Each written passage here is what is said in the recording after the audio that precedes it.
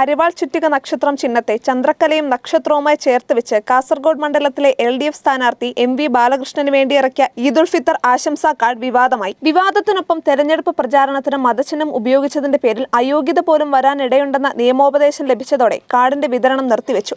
എന്നാൽ മണ്ഡലത്തിലെ പല ഭാഗങ്ങളിലും ഇതിനകം വിതരണം നടന്നു കഴിഞ്ഞതിനാൽ കാർഡിന്റെ ചിത്രങ്ങൾ സമൂഹമാധ്യമങ്ങളിലടക്കം വ്യാപകമായി പ്രചരിക്കുന്നുണ്ട്. ഇക്കാര്യത്തിൽ മുന്നണി നേതാക്കളുമായി ആലോചിച്ച് നിയമ നടപടികൾ സ്വീകരിക്കുമെന്ന് UDF സ്ഥാനാർത്ഥി രാജ്മോഹൻ ഉണ്ണിത്താൻ വ്യക്തമാക്കി. കാസർഗോഡ് മണ്ഡലം ഇടതുമുന്നണി തെരഞ്ഞെടുപ്പ് കമ്മിറ്റിക്ക് വേണ്ടി സെക്രട്ടറി KP സതീഷ് ചന്ദ്രന്റെ പേരിലാണ് കാർഡുകൾ അച്ചടിച്ചതെന്ന് ഇവയിൽ രേഖപ്പെടുത്തിയിട്ടുണ്ട്. ആകെ 25,000 കാർഡുകളാണ് അച്ചടിച്ചതെന്നും രേഖപ്പെടുത്തിയിട്ടുണ്ട്. അരിവാളിനൊപ്പം ചന്ദ്രക്കല വന്നത് കാർഡ് ഡിസൈൻ ചെയ്ത് അച്ചടിച്ച വേളയിലുണ്ടായ പിഴവാണെന്നും അത് ശ്രദ്ധയിൽപ്പെട്ടതുകൊണ്ടാണ് വിതരണം നിർത്തിവെക്കാൻ തീരുമാനിച്ചതെന്നും KP സതീഷ് ചന്ദ്രൻ പറഞ്ഞു. അതേസമയം ഈദുൽ ഫിത്തർ എന്നതിന് പകരം റംസാൻ ആശംസകളെന്ന് കാർഡിൽ അച്ചടിച്ചത് പിഴവാണെന്നും അതുകൊണ്ടാണ് വിതരണം നിർത്തിവെച്ചതെന്നുമാണ് മറ്റു ചില നേതാക്കളുടെ വിശദീകരണം.